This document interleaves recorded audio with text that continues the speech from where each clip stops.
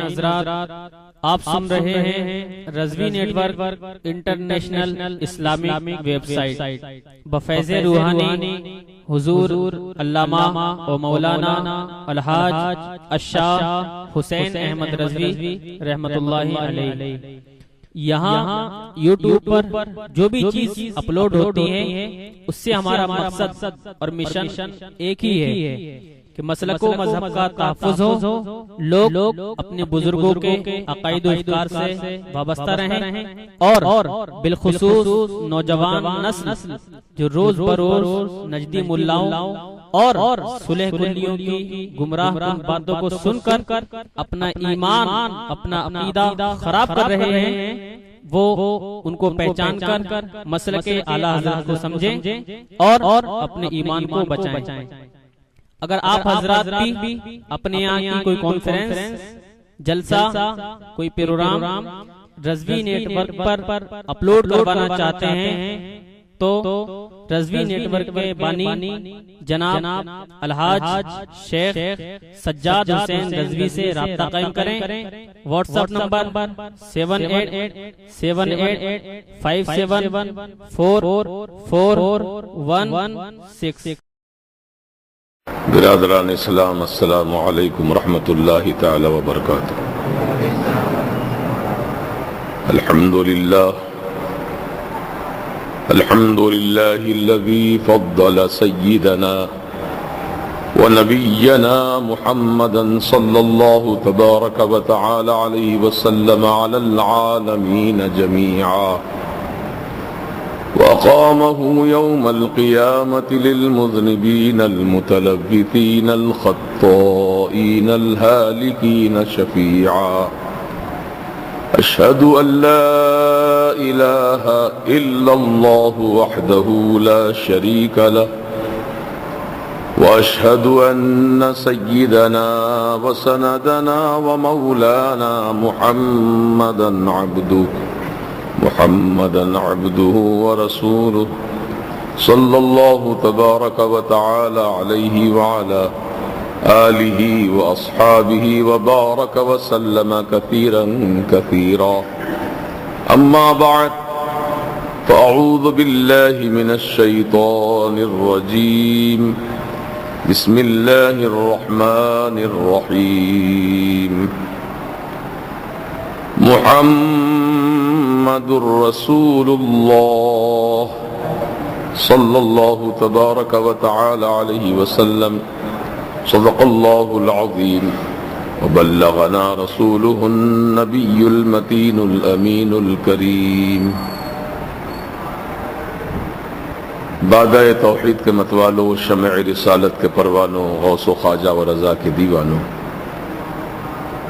آئیے ہم سب مل کر عقیدت و محبت کے ساتھ، کامل توجہ اور بھرپور وارفتگی کے ساتھ ہمارے اور آپ کے ساری کائنات کے مولا مدنی دلہا تاجدار عرب و عجم ارواحنا فدا حضور احمد مجتبی محمد مصطفیٰ صلی اللہ تبارک و تعالی علیہ وآلہ وسلم کی بارگاہ کرم میں ہدیہ درود و سلام پیش کریں۔ اللہم صلی وسلم بارک علی سیدنا و شفیعنا و نبینا و مولانا محمد کما تحب و ترضى بأن تصلی علیہ صلاة و سلام علیک سیدی یا حبیبی یا رسول اللہ صلی اللہ تبارک و تعالی علیہ وسلم۔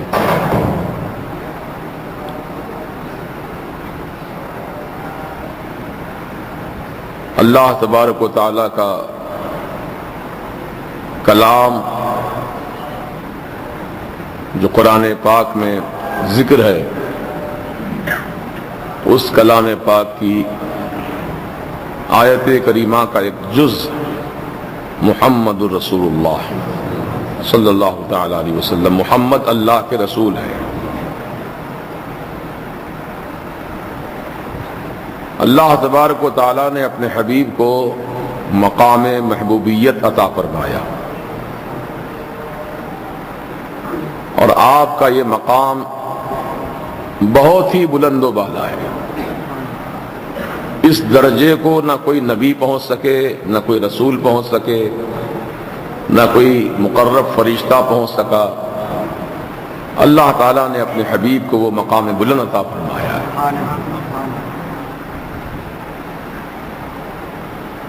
اب ہم اللہ تعالیٰ کے حقیر فقیر بندے ہیں، عظمت والے نبی کی عظمت کا ہم صحیح طور پر اندازہ نہیں کر سکتے، کتنا بلند کیا ہے، کتنی عظمتیں انہیں عطا فرمائی ہیں۔ ہم تو حضور پاک علیہ السلام کے دنیا سے پردہ کرنے کے تقریباً 1400 سال کے بعد دنیا میں پیدا ہوئے۔ وہ مبارک ہستیاں جو رسول پاک علیہ السلام کے ظاہری حیات میں موجود تھے حضور کے ساتھ، وہ کتنے خوش نصیب ہوں گے جو حالت ایمان میں رسول پاک علیہ السلام کی صحبت پائے اور ایمان کے ساتھ دنیا سے رخصت ہوئے۔ انہی کو ہم صحابہ کرام کے نام پہ جانتے ہیں۔ تو وہ صحابہ کتنے خوش قسمت ہیں کہ نبی پاک صلی اللہ تبارک و تعالی علیہ وسلم کا دیدار بھی نصیب ہوا، حضور کی صحبت پاک سے بھی مالا مال ہوئے، اور حضور پاک علیہ السلام کی قربت معیت انہیں حاصل تھی۔ آج ہم لوگ تڑپتے ہیں سرکار کا دیدار کرنے کے لیے، ہم لوگ بے چین رہتے ہیں، دعائیں مانگتے ہیں، درود و سلام کثرت سے پڑھتے ہیں تاکہ سرکار اپنا دیدار ہم کو عطا فرما دے۔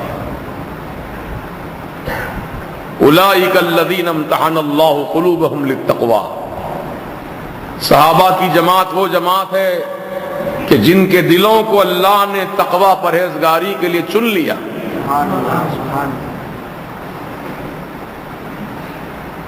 تو حضور پاک کی صحبت نے ایسا انہیں نوازا اپنے کرم سے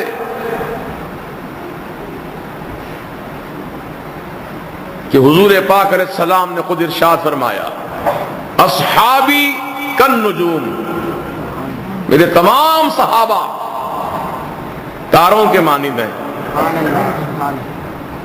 حضور نے تاروں کے مانند کیوں کہا؟ تو علماء کرام اس کی وجہ تسمیہ بیان فرماتے ہیں کہ سمندر میں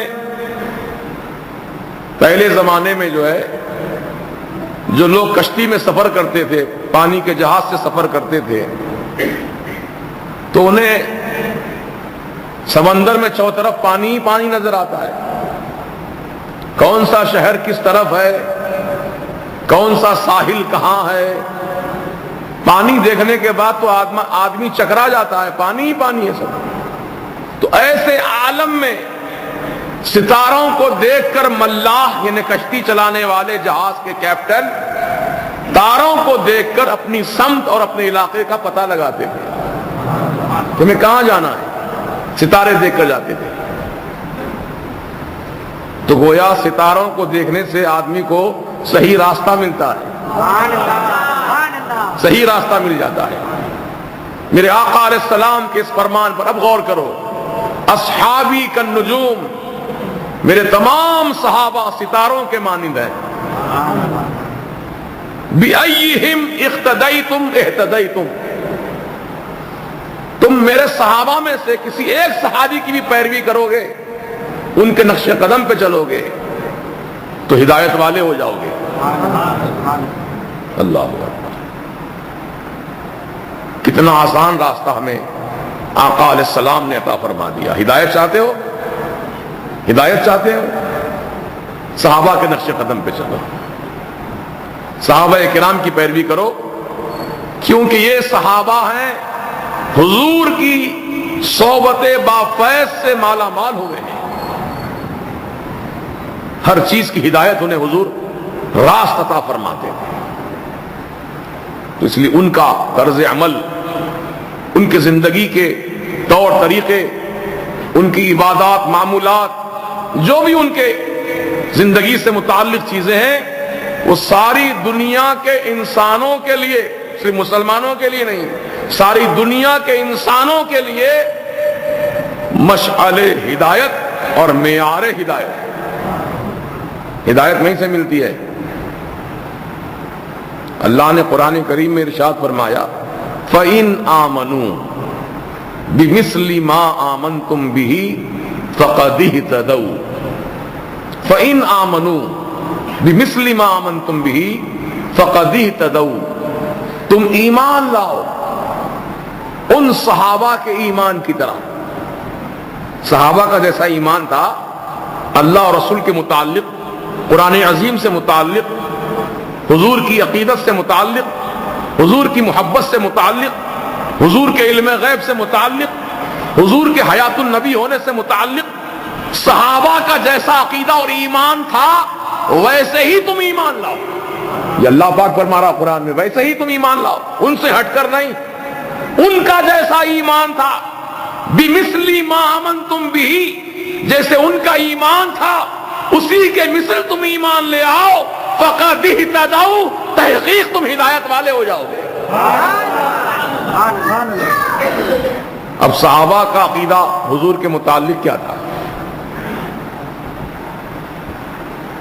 صحابہ کرام حضور پاک علیہ السلام کو بے مثل اور بے مثال مانتے تھے. یہ صحابہ کا عقیدہ تھا. حضور کی طرح کوئی دنیا میں ہے ہی نہیں، نہ ہوگا کوئی. آپ بے مثل و بے مثال ہیں. اللہ تعالی خالق ہونے کے اعتبار سے ایک اکیلا وحدہ لا شریک اور بے مثال ہے. اور ہمارے سرکار اللہ تعالیٰ کی مخلوق اول ہونے کے اعتبار سے سب سے پہلی مخلوق ہمارے سرکار ہیں. آپ سے پہلے کچھ نہیں پیدا کیا اللہ نے، کوئی نہیں. اول ما خلق اللہ نوری، میرے آقا فرماتے سب سے اول، سب سے پہلے اللہ نے میرے نور کو پیدا کیا. وَكُلُّ الْخَلَائِقِ مِن نُورِي، پھر میرے نور سے تمام مخلوقات کو پیدا کیا. تو مخلوق اول کون ہے؟ ہمارے آقا.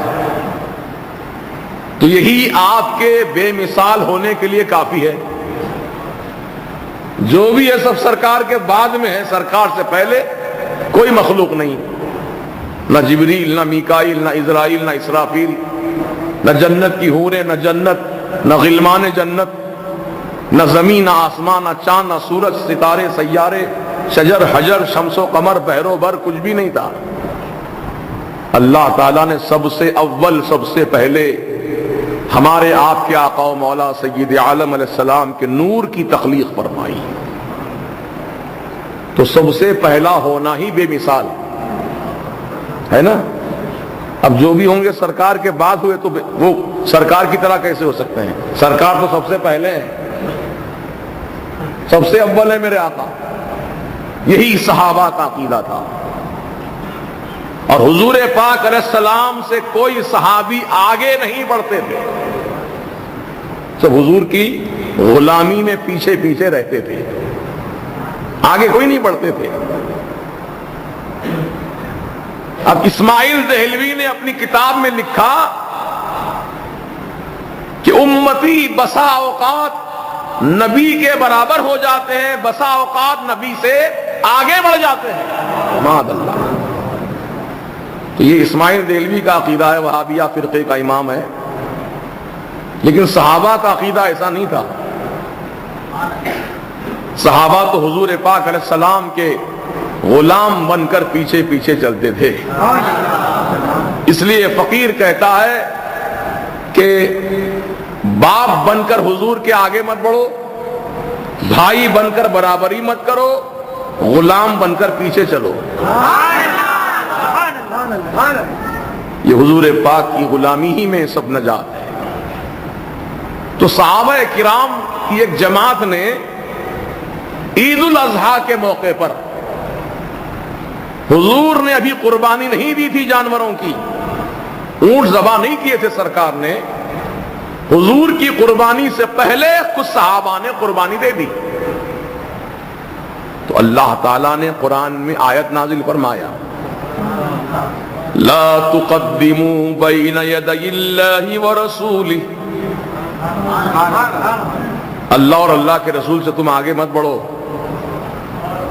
مت بڑھو آگے. نہ عمل میں بڑھ سکتے ہو، نہ کسی اور معاملے میں تم آگے ہو سکتے ہو، نہ پیچھے، نہ تم برابر ہو سکتے ہو نبی کے. آپ دور کیوں جاتے ہو؟ رضا جامع مسجد کا امام جو مصلی امامت پہ کھڑا ہوتا ہے وہ سب سے آگے ہوتا ہے.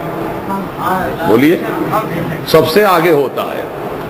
اب کوئی مصلیوں میں سے مصلی یہ سمجھے کہ امام صاحب بھی انسان، میں بھی انسان، امام صاحب کی بھی دو آنکھیں، میری بھی دو آنکھیں، امام صاحب کی بھی دو ہاتھ دو پاؤں، میرے بھی دو ہاتھ دو پاؤں، امام صاحب بھی روٹی چاول کھاتے، میں بھی روٹی چاول کھاتا ہوں، کیا فرق ہے ان میں مجھ میں؟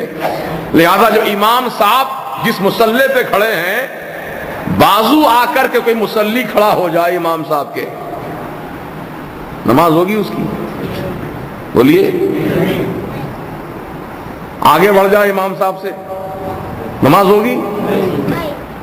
دو آدمی بھی اگر نماز پڑھ رہے ہو جماعت کے ساتھ، مسئلہ شریعت کا سن لو، ایک امام ہے ایک مقتدی، تو مقتدی امام کی جہاں ایڑیاں ہوتی ہیں وہاں اپنا پنجہ رکھے، امام کے برابر قدم سے قدم ملا کر نہ رکھے، امام کی ایڑی کی جگہ تمہارا پنجہ ہو، جبکہ تم دو آدمی مل کے نماز پڑھ رہے ہو، ایک امام بنا ہے ایک مقتدی ہے. تو وہ دو آدمی بھی مل کر جو ایک امامت کر رہا ہے، اقتدا کر رہا ہے، اسے بھی حکم ہے کہ پیچھے رہو امام سے، آگے مت بڑھو، نہ برابر رہو. جب مسجد کا مصلی امام کی طرح نہیں ہو سکتا، امام کے برابر نہیں ہو سکتا، امام کے آگے نہیں جا سکتا، تو کوئی امتی میرے نبی کی طرح کیسے ہو سکتا ہے؟ نبی نبی ہیں، امتی امتی ہے. آقا علیہ السلام ساری کائنات میں اولین و آخرین کے آپ امام ہیں، آپ سے بڑا کوئی نہیں ہے، اللہ کی مخلوقات میں آپ سے بڑا کوئی نہیں ہے. سب سے اونچا مقام ہمارے آقا کا ہے. ہم 1400 سال کے بعد پیدا ہوئے ہیں. صحابہ کرام کا عقیدہ ہمارے لیے معیار ہدایت ہونا چاہیے. جب کسی صحابی نے حضور کو اپنی طرح نہیں کہا، نہ سمجھا، تو اس دور کا کلمہ پڑھنے والا کیسے کہہ سکتا ہے نبی کو اپنا جیسا؟ تو معلوم ہوا جو اپنا جیسا بولا رسول کو، اس کا عقیدہ صحابہ کے عقیدے سے الگ ہو گیا. جب الگ ہو گیا تو ہدایت سے نکل گیا. ہدایت پر جب تک قائم رہیں گا جب تک اس کا عقیدہ، اس کا ایمان صحابہ کے ایمان کی طرح ہو. جیسے ان کا ایمان و عقیدہ تھا ویسے ہی ہم اپنا عقیدہ ایمان رکھیں. حضور پاک علیہ السلام کو صحابہ بے مثال بھی مانتے تھے اور علم غیب جاننے والا مانتے تھے.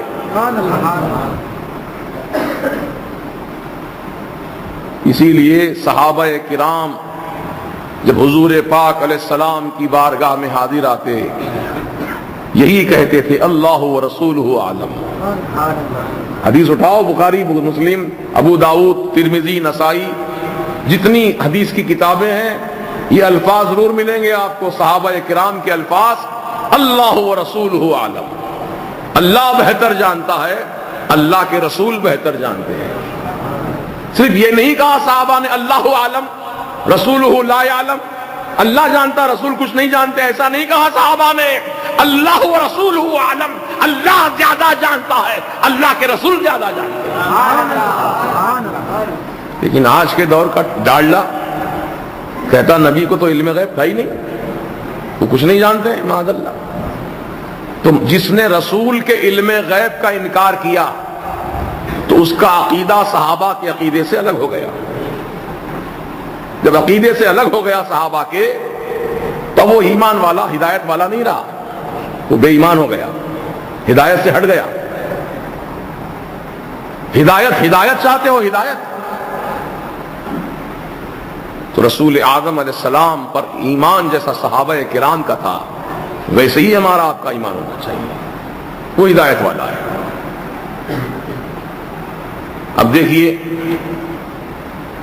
اللہ کے پیارے حبیب صلی اللہ تبارک و تعالی علیہ وسلم نے سیدنا ابو بکر صدیق رضی اللہ عنہ سے فرمایا.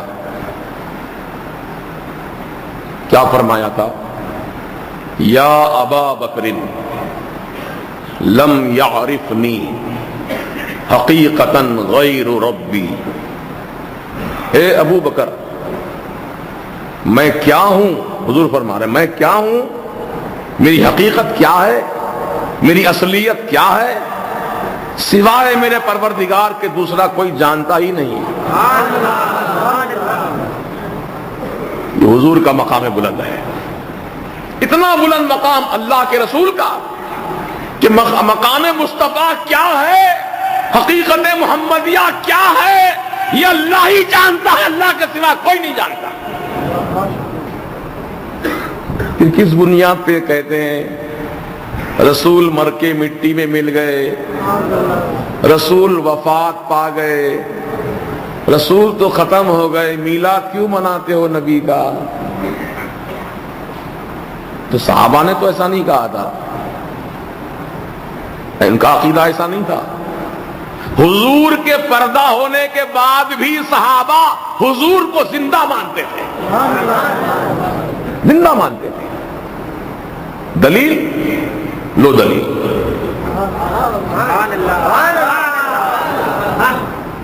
مدینے میں قحط پڑ گیا،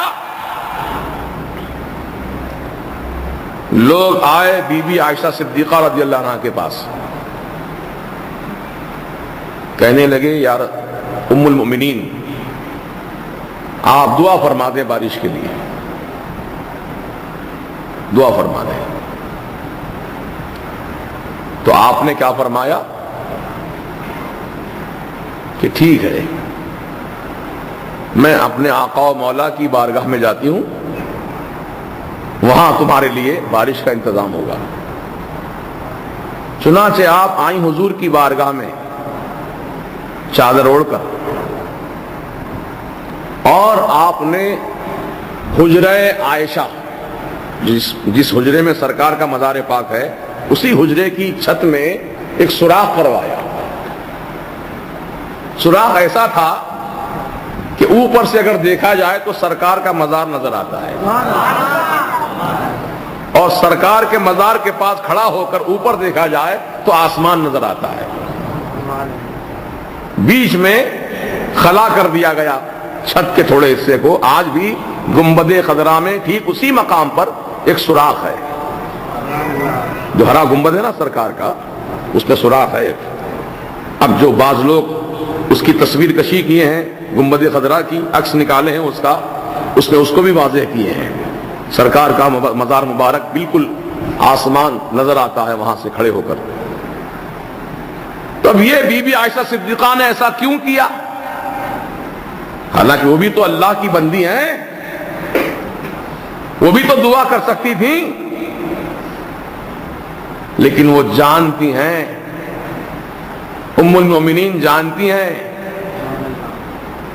کہ جب رسول پاک موجود ہیں اس دنیا میں تو میں کیوں دعا کروں، میں کیوں دعا کروں؟ حضور سے معروضہ سناؤں گی، سرکار اللہ سے معروضہ پیش کریں گے سرکار.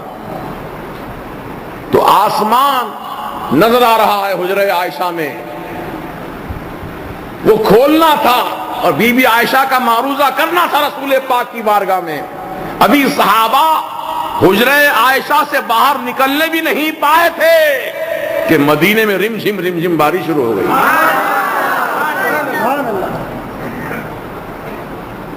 سیدنا صدیق اکبر رضی اللہ تعالیٰ عنہ نے وصیت نامہ لکھوایا تھا کہ میرا انتقال ہو جانے پر میرا جنازہ تیار کر کے حجرہ بی بی عائشہ صدیقہ کے سامنے رکھ دینا، اندر مزار سرکار کا، باہر رکھ دینا، پھر سلام عرض کرنا حضور کی بارگاہ میں، الصلاۃ والسلام علیک یا سیدی یا حبیبی یا رسول اللہ صلی اللہ تبارک و تعالی علیہ وسلم.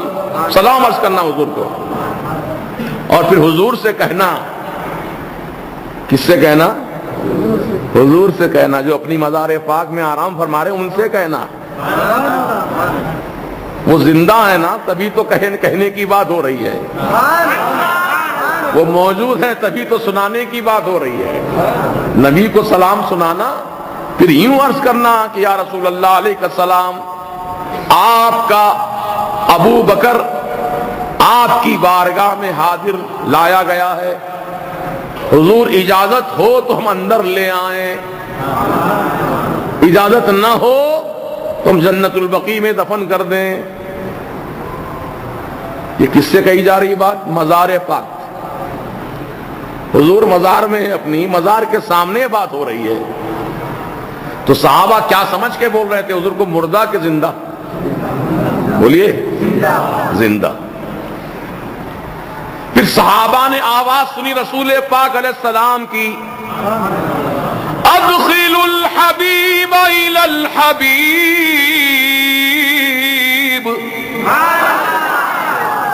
حبیب کو حبیب کے پاس اندر لے آؤ. سبحان اللہ سبحان اللہ. میرے سرکار معروضہ سن لی اپنے غلاموں کا، اب فرما رہے حکم کہ لاؤ اندر میرے حبیب کو اندر لے آؤ. میں ابو بکر کا حبیب ہوں اور میں حبیب ابو بکر کا میں حبیب ہوں اور ابو بکر میرے حبیب ہیں. اس لیے آقا نے فرمایا ادخل الحبیب الی الحبیب، حبیب کو حبیب کے پاس لے آؤ، محبوب کو محبوب کے پاس لے آؤ. دروازہ خود بخود حجرے کا کھل گیا، خود بخود کھل گیا. کیا ثابت ہوا اس سے؟ کہ سرکار اپنی قبر انور میں زندہ ہیں. بولیے ہمارے اعلی حضرت سبحان اللہ جب حج کے لیے گئے تھے تو آپ نے حضور کی بارگاہ میں معروض ادب پیش کیا. سرکار خواب میں تو کئی مرتبہ آپ کا دیدار مجھے نصیب ہوا، آپ نے کرم کیا اس غلام پر، احمد رضا پر. احمد رضا کی تمنا یہ ہے سرکار ایک مرتبہ میں جیتے جاگتے آپ کو دیکھنا چاہتا ہوں. خواب میں تو کئی بار دیکھ چکا سرکار آپ کو، لیکن حالت بیداری میں اپنے سر کی آنکھوں سے کھلی آنکھیں رکھ کر آپ کا دیدار کرنا چاہتا ہوں. معروضہ قبول ہو گیا، سرکار نے اپنا دیدار عطا فرما دیا. پیش نظر ہے وہ نو بہار. کیا فرماتے ہیں اعلیٰ حضرت؟ پیش نظر ہے وہ نو بہار، سجدے کو دل ہے بے قرار. سرکار کو دیکھا اعلیٰ حضرت تڑپ اٹھے، دل میں اتنی محبت پیدا ہوئی سرکار کی کہ چاہتے تھے اعلیٰ حضرت کہ سرکار کو سجدہ کر لے، سجدہ کر لوں میں سرکار کو، آج دیکھ رہا ہوں آقا کو اپنے. لیکن پھر آپ فرماتے ہیں روکیے، ہاں سر کو روکیے. اعلیٰ حضرت کتنے شریعت کے پابند ہیں، محبت رسول بھی ہے، شریعت کی پابندی بھی ہے. پیش نظر ہے نو بہار، سجدے کو دل ہے بے قرار. روکیے، ہاں سر کو روکیے. احمد رضا تم سجدہ کرنا چاہتے ہو نبی کو، روکو اپنے سر کو، سجدہ مت کرو، تم روکو سر کو. روکیے، ہاں سر کو روکیے. یہی تو امتحان ہے کہ حضور کی محبت بھی ہو، حضور کو سجدہ بھی نہ ہو. سجدہ تو اللہ کے لیے ہے.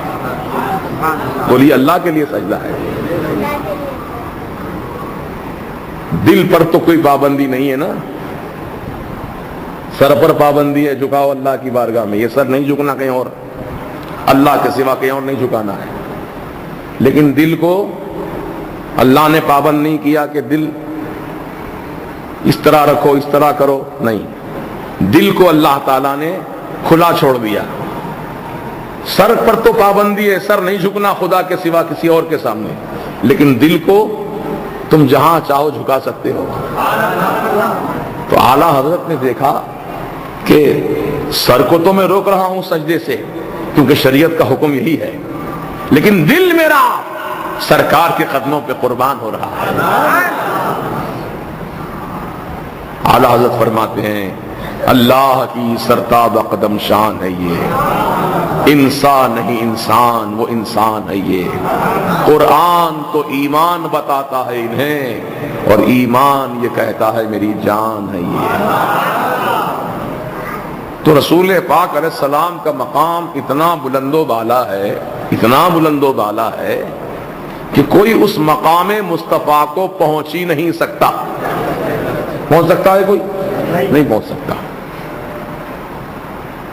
اب یہ ڈنمارک کا یا فرانس کا وہ بیہودہ انسان جو ہمارے آقا کا کارٹون بنا کر ہمارے مسلمانوں کا، ایمان والوں کا، محبت رسول کا امتحان لینا چاہتا ہے،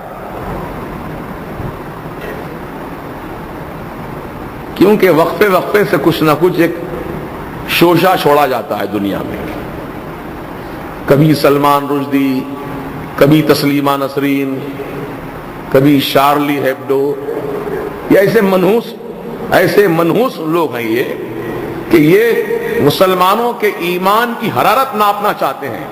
ابھی ٹیمپریچر ایمان کا کتنا ہے مسلمان کے اندر، وہ ناپنا چاہتے ہیں، دیکھنا چاہتے ہیں، ایسے ہی حرکتیں کر کے کہ مسلمانوں کا رد عمل کیا ہوتا ہے، ری ایکشن کیا ہوتا ہے۔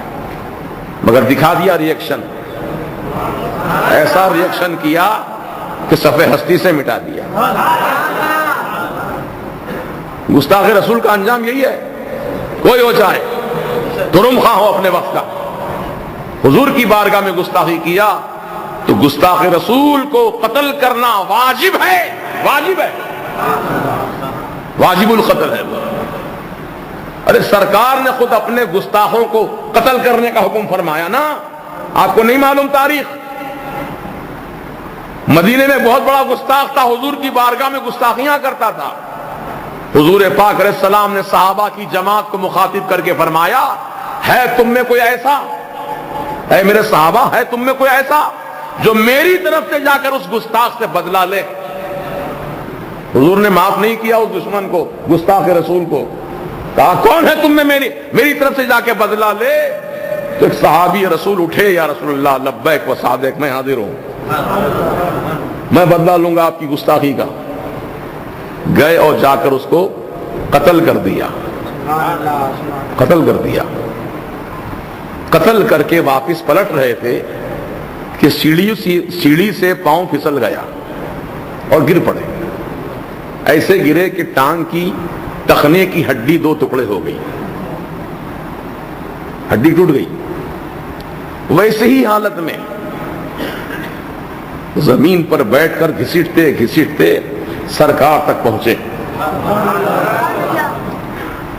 کہا یا رسول اللہ، اپنی فکر، اپنی کیفیت نہیں سنا رہے پہلے، یا رسول اللہ آپ نے جس گستاخ کو قتل کرنے کے لیے مجھے روانہ فرمایا تھا، حضور الحمدللہ میں نے وہ کام پورا کر دیا۔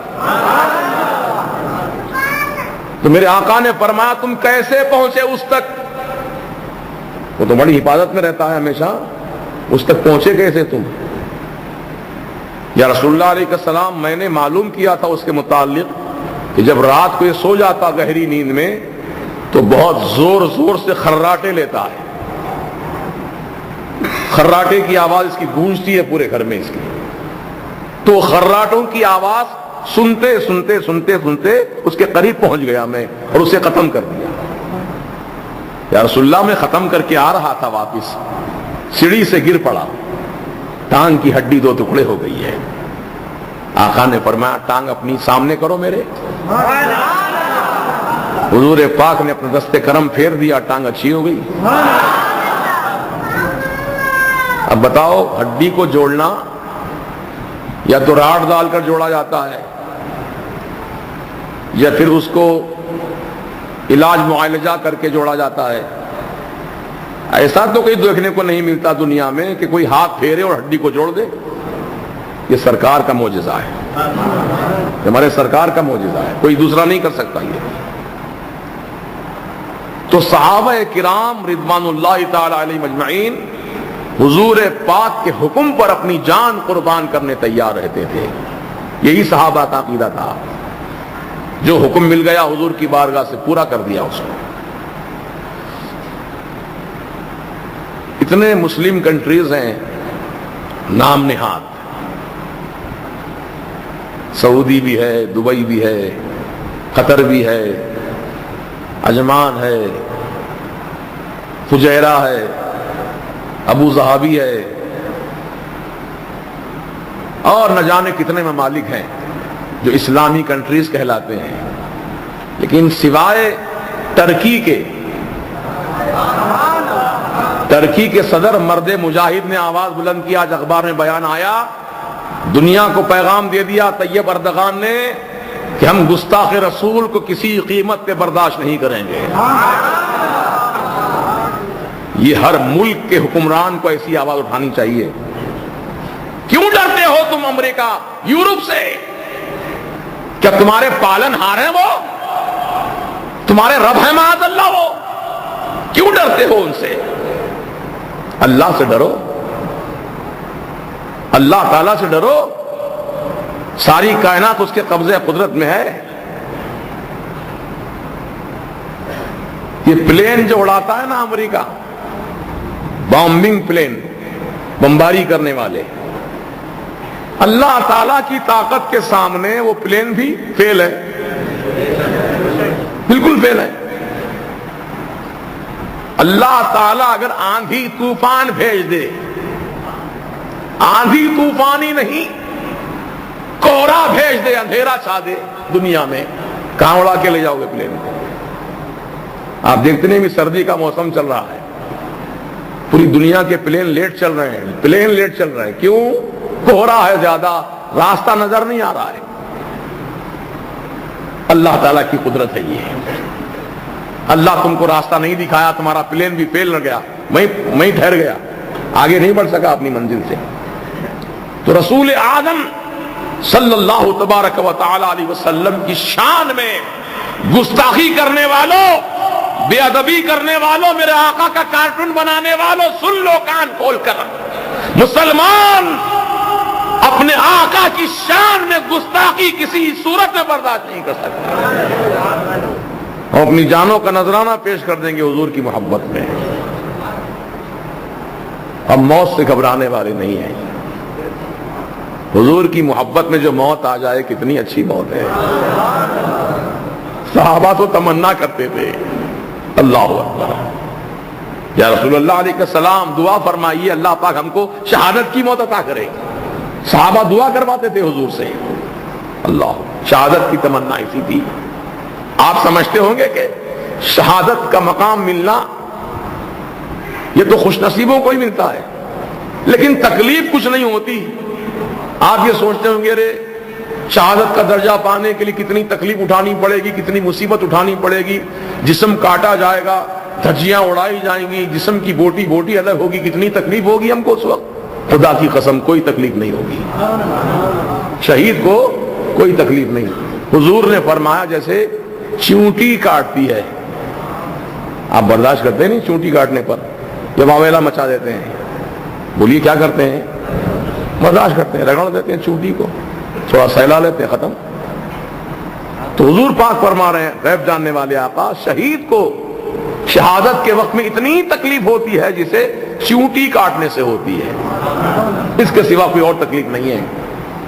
ارے شہدائے کرام تو رب تعالیٰ کی بارگاہ میں عرض کریں گے، مولا ہم کو جنت میں کیوں داخل کر دیا، تو کیوں داخل کیا جنت میں؟ اے مالک و مولا ہم کو دنیا میں پھر بھیج دے واپس، پھر دنیا میں بھیج ہم کو، میدان جنگ میں جائیں ہم، پھر اللہ کی راہ میں شہادت کا جام نوش کریں۔ فرشتے پوچھیں گے شہیدوں سے، ایک مرتبہ شہید ہو گئے، دل نہیں بھرا ابھی تمہارا؟ کہا نہیں بھرا جی، دل نہیں بھرا، ہم چاہتے ہیں بار بار اللہ ہم کو بھیجے دنیا میں، بار بار شہید ہوں، بار بار شہید ہوں، بار بار شہید ہوں۔ ایسی کیوں تمنا کر رہے ہو شہید ہو تم؟ کہا اے فرشتو تم کیا جانو شہادت کی لذت کیا ہوتی ہے؟ جب شہید ہونے والے کی گردن پر یا جسم پر وار ہوتا ہے، جان نکلنے والی ہوتی ہے، اس وقت اللہ تعالی کا جلوہ، مصطفیٰ پیارے کا جلوہ نگاہوں کے سامنے ہوتا ہے۔ وہ جلوے میں ایسی لذت ہے، ایسا مزہ ہے کہ جان جانے کا بھی احساس نہیں رہتا.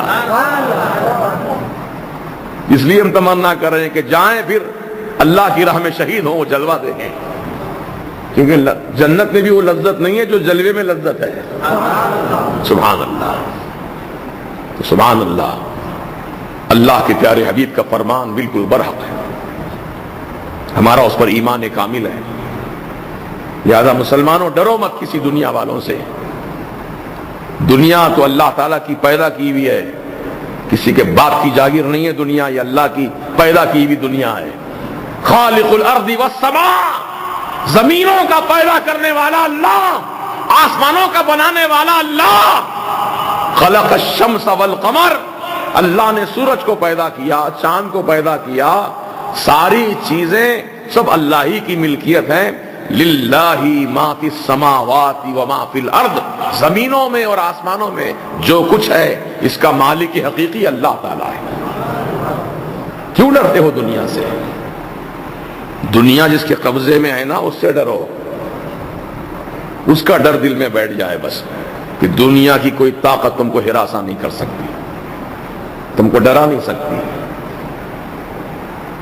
یہ ڈنمارک اور فرانس کے وہ ہجڑے جنہوں نے میرے آقا کی شان میں توہین کی ہے, یقین جانیے کچھ تو انجام کو پہنچ چکے ہیں, اور جو ابھی بچے ہوئے ہیں اللہ تعالیٰ کا عذاب یقیناً ان کو پکڑے گا, یقیناً پکڑے گا. وہ بچیں گے نہیں اللہ کے عذاب سے. دیکھو اللہ تعالیٰ سب معاف کرتا, لیکن دو چیزوں کو معاف نہیں کرتا. ایک شرک, اللہ تعالیٰ کے ساتھ کسی غیر کو شریک کر کے اس کو خدا جانا, اس کو معبود مان کر اس کی عبادت کی, اس کو شرک کہتے ہیں. تو شرک کرنے والے کو اللہ کبھی معاف نہیں کرے گا. ان اللہ لا یغفر ان یشرک بہ, جو اللہ کے ساتھ شریک کرتے ہیں کسی دوسرے کو, اللہ ان کو ہرگز معاف نہیں کرے گا. وَيَغْفِرُ مَا دُونَ ذَلِكَ لِمَن يَشَاءُ, اور ان کے سوا جتنے گناہگار ہیں اللہ جس کو چاہیں گا معاف کر دے گا. ایک تو یہ بات ہے. دوسرے, حضور کی شان میں توہین کرنے والے کو اللہ معاف نہیں کرتا, کبھی معاف نہیں فرماتا. قرآن کریم میں یہاں تک اللہ نے قرآن میں آیت نازل فرمایا, اے محبوب تم رحمت والے ہو, رحمت للعالمین ہو محبوب, اگر آپ اپنی مہربانی سے کسی گستاخ رسول کے لیے آپ بھی دعا فرما دیں مغفرت کی 70 مرتبہ, ان تستغفر لهم 70 مرتن, محبوب اگر تم بھی گستاخ کے لیے, منافق کے لیے مغفرت کی دعا فرمائیں, 70 مرتبہ دعا کریں آپ, فلن یغفر اللہ لهم, اللہ انہیں ہرگز نہیں بخشے گا. تو معلوم ہوا شرک کرنے والے کی معافی نہیں ہے, اور گستاخ رسول کی معافی نہیں ہے. کوئی معافی نہیں ہے, کوئی معافی نہیں ہے. اللہ تعالی گستاخ رسول کو اپنے عذاب میں ضرور پکڑے گا. ارے میاں یہ تو نبی ہے, نبی, اللہ کی قسم یہ نبی ہے, یہ اللہ کے محبوب ہیں, رسول ہیں, رسول اعظم ہیں, نبیوں کے سردار ہیں, رسولوں کے آقا ہیں. حضرت صالح علیہ السلام کی اونٹنی, جانوری تو ہے نا اونٹنی, انسان تو نہیں ہے, اونٹنی, لیکن اللہ نے اس کو اپنی نشانی بنا دیا. ہذہ ناقۃ اللہ, یہ اللہ کی اونٹنی ہے. کیونکہ صالح علیہ السلام کی قوم نے آپ سے یہ تمنا کی تھی, مطالبہ کیا تھا, اگر آپ سچے نبی ہیں اللہ کے تو یہ پہاڑ کے اندر سے اونٹنی نکالو. پتھر ہی پتھر ہے, پتھر میں سے کہاں سے اونٹنی آئے گی؟ وہ سمجھتے تھے ناممکن کام ہے, لیکن اللہ کے لیے سب ممکن ہے. تو اللہ تعالیٰ نے صالح علیہ السلام کو اونٹنی بطور معجزہ کی عطا فرمائی, اور وہ بھی شرط رکھی, اس قوم نے شرط رکھی اونٹنی ایسی پیدا ہونا جو گابھن ہو, یعنی پیٹ سے ہو اونٹنی, بچہ پیدا کرنے والی ہو, ایسی اونٹنی پیدا کرانا. یہ پہاڑ کے اندر سے اللہ نے پیدا کر دیا, نکل گئی اونٹنی پہاڑ کے باہر. تو اللہ نے پھر فرمایا ہذہ ناقۃ اللہ, یہ اللہ کی اونٹنی ہے, اس کو تکلیف نہیں پہنچانا. یہ اللہ کی اونٹنی ہے, اس کو تکلیف نہ دینا, اذیت نہ دینا. تو اب میں آپ سے پوچھتا ہوں, اللہ کی اونٹنی کا مقام بلند ہے یا اللہ کے رسول کا مقام بلند ہے؟ رسول اللہ کا مقام بلند ہے. تو اونٹنی جو اللہ کی اونٹنی تھی، اس اونٹنی کو صالح علیہ السلام کی نافرمان قوم نے تکلیف دی، اس کے پونچھے ٹانگیں کاٹ ڈالی، اس کی اونٹنی کی جہاں سے ٹانگیں کاٹی تھی نا خون بہنے لگا، اسی خون میں سے اللہ نے آگ پیدا فرما دیا. ایسا عذاب آیا، فرشتے کو حکم دیا چنگھاڑ مارو اس قوم پر. فرشتے نے زوردار آواز لگائی، اس آواز کی ہیبت سے سب ختم ہو گئے. آیا نا اللہ کا عذاب، نافرمانی کی، اللہ کی اونٹنی کو تکلیف پہنچائی. والذین یؤذون رسول اللہ، وہ لوگ جو اللہ کے رسول کو ایذا دیتے ہیں، تکلیف پہنچاتے ہیں. وَلَهُمْ عَذَابٌ عَلِيمٌ، ان کے لیے دردناک عذاب تیار کیا گیا ہے. بچیں گے؟ ہرگز نہیں بچیں گے. دنیا میں بھی اللہ تعالیٰ ذلت کا عذاب انہیں دے گا، اور آخرت کا عذاب تو الگ رہا. تو حضور پاک کی شان میں کوئی بھی وہ توہین کرنے والا ہم اس کو معاف نہیں کریں گے، نہ اللہ معاف کرے گا اس کو. حضور کی محبت میں مر مٹو، جذبہ محبت کا سلامت رکھو. وقت آ جائے تو حضور کی محبت میں جان دینے سے پیچھے نہ ہٹو، بھاگو مت میدان چھوڑ کے. ہم لوگوں کی عادت کیا ہوتی، بھاگتے ہیں ہم لوگ، پیٹھ دکھا کے بھاگتے ہیں. کیوں بھاگتے ہو؟ ارے مرد مومن بنو نا. لاہور کی سرزمین پر ایک ٹانگا چلانے والا غریب مسلمان، ایک کافر نے کتاب لکھی تھی، اس کا نام تھا رنگیلے رسول. حضور معاذ اللہ رنگیلے مزاج کے ہیں، عورتوں کے ساتھ رہتے ہیں ہمیشہ، توہین کی حضور کی بارگاہ میں. مسلمانوں کا غم و غصہ بھڑک اٹھا، اخبار میں بیان دے دیا یا جلسہ کر دیا، اس کے سوا اور کچھ نہیں کرتے مسلمان. یہیں پر معاملہ ختم ہو جاتا ہے. لیکن وہ ٹانگا چلانے والا غریب مسلمان جس کی آگے پیچھے کوئی نہیں، کوئی سہارا نہیں اس کا بظاہر، وہ ایسا مرد مومن، جب اس کے علم میں بات آئی کہ لاہور کی سرزمین پر ایک کافر نے ایسی کتاب لکھی ہے جس میں سرکار مدینہ علیہ السلام کی گستاخی کی ہے، تو اس نے کسی سے کہا نہیں، پوچھا نہیں، مشورہ نہیں کیا، ایڈوائز نہیں لیا. کرائے کے جو پیسے تھے اس کے جیب میں، ان پیسوں سے اس نے کتاب خریدی، انہی پیسوں سے ایک کتا خریدا، ایک فائل میں رکھ کر بغل میں دبایا. نہ بیوی سے کہا، نہ بچوں سے کہا، نہ دوستوں سے کہا کہاں جا رہا، کیا کرنے جا رہا ہے. فائل بغل میں دبایا، اس میں کتا بھی ہے، کتاب بھی ہے. اس پہ ایڈریس لکھا ہوا تھا کتاب لکھنے والے کا، پہنچ گیا اسی کے پتے پر. جب ہندوستان ابھی تقسیم نہیں ہوا تھا اس وقت کی بات ہے. اندر گیا آفس میں، وہ بیٹھا تھا خبیث جس نے کتاب لکھی حضور کی شان میں گستاخانہ. کتاب نکالی اس نے، پہلے فائل سے کتاب سامنے رکھی، ایک ہی سوال کیا، یہ کتاب تو نے لکھی ہے؟ اس نے کتاب دیکھ کر کہا ہاں یہ کتاب تو میں لکھا ہوں. دوسرا سوال نہیں پوچھا، کتا نکالا اور وہیں پر اس کی گردن اڑا دیا.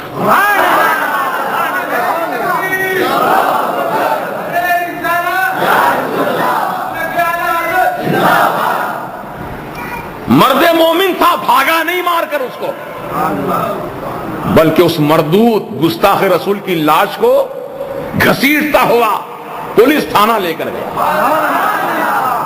کہا گرفتار کرو مجھے، میں نے گستاخ رسول کو ختم کیا ہے. پولیس نے گرفتار کر لیا، مقدمہ چلا. جب وہ جیل میں بند تھے، مقدمہ چل رہا تھا، تو بہت بڑے بڑے بیرسٹر مسلمان، بڑے بڑے وکلا، ایڈوکیٹس آئے، جیل میں ملاقات کرے. کہا کہ تم ایک مرتبہ جج کے سامنے کہہ دو کہ قتل میں نے نہیں کیا ہے، باقی کیس ہم سنبھال لیں گے، تم کو باعزت بری کرا لیں گے. ایک مرتبہ کہہ دو جج کے سامنے یہ قتل میں نے نہیں کیا ہے. تو اس مرد مومن نے ان وکلا ایڈوکیٹس پر ہنس کر کہا بڑے افسوس کی بات ہے، آپ مسلمان ایڈوکیٹس ہیں، اور مجھ کو جھوٹ بولنے کی تعلیم دے رہے ہیں. ارے زندگی میں نے یہی تو ایک اچھا کام کیا ہے, یہی میرا سرمایہ ہے زندگی کا, اور کچھ نہیں ہے میرے پاس. ٹانگا چلاتا ہوں, گزر بسر کرتا ہوں, غریب بیوی بچے ہیں میرے, ان کی زندگی گزارتا ہوں ان کے ساتھ. تم کہہ رہے ہو تم نے قتل نہیں کیا, ایسا کہو, یہ ہو ہی نہیں سکتا. دنیا میں نے ایک ہی تو اچھا کام کیا ہے, یہ میں کیسے جھوٹ بولوں؟ نہیں, جائیے آپ لوگ, مشورہ دینے کی ضرورت نہیں ہے. کہا سولی لگے گی, سولی منظور ہے, سولی پہ چڑھ جانا, لیکن جھوٹ نہیں کہوں گا. جب پیشیاں کچھ چلی, آخری پیشش تھی اور فائنل ججمنٹ تھا اس دن, جج کے سامنے کٹہرے میں ملزم کھڑے ہیں عاشق رسول. جج پوچھتا ہے کیا اپنی صفائی میں کچھ کہنا چاہتے ہو؟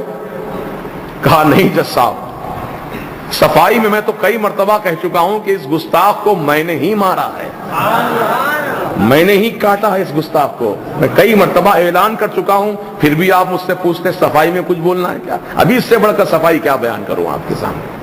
اچھا. جج نے ٹھٹا مار کر ہنس کر کہا مرنے کی اتنی جلدی ہے تمہیں؟ ہاں جج صاحب, سولی پہ چڑھا دیجئے مجھے جلدی سے جلدی. ارے ہر آدمی مرنے سے بچنا چاہتا ہے, تم جلدی مرنا چاہتے ہو, معاملہ کیا ہے؟ کہا جج صاحب کل آقا کو میں نے خواب میں دیکھا, میرے سرکار میرا مدینے میں انتظار فرما رہے ہیں, میں اپنے آقا کو انتظار نہیں کروانا چاہتا, مجھے جلد سولی پہ چڑھاؤ, میرے آقا میرے انتظار میں ہے. سبحان اللہ, یہ تمنا ہونی چاہیے مرد مومن کی. دنیا تو فانی ہے میاں, وہ زندگی اپناؤ جو ہمیشہ رہنے والی ہے. جو اللہ اور رسول کی محبت میں جان دیتے ہیں ہمیشہ کی زندگی پاتے ہیں. یہ تو عارضی زندگی ہے, ختم ہونے والی ہے. تو الحمدللہ میدان چھوڑ کے بھاگنا نہیں, یاد رہو کبھی, یہ فقیر کی نصیحت. اگر کسی گستاخ رسول کو کیفر کردار تک پہنچانے کی بات آئے, پہنچا دو, اور خود گستاخ رسول کو ساتھ لے کر جاؤ پولیس تھانہ, کہو میں نے قتل کیا ہے اس کو, ہے نا. بھاگنے کی کیا ضرورت ہے, سزا ہی تو ملے گی نا. سولی پہ چڑھائیں گے اور کیا کریں گے. لیکن وہ جان کتنی اچھی جان ہے جو رسول پاک کی محبت میں جائے. اللہ تعالیٰ ہم سب کو حضور کی محبت میں جینا مرنا عطا فرمائے. صلی اللہ تعالی علی خیر خلقہ و نور عرشہ سیدنا و سندنا و مولانا محمد و آلہ و اصحابہ اجمعین برحمتک یا ارحم الراحمین.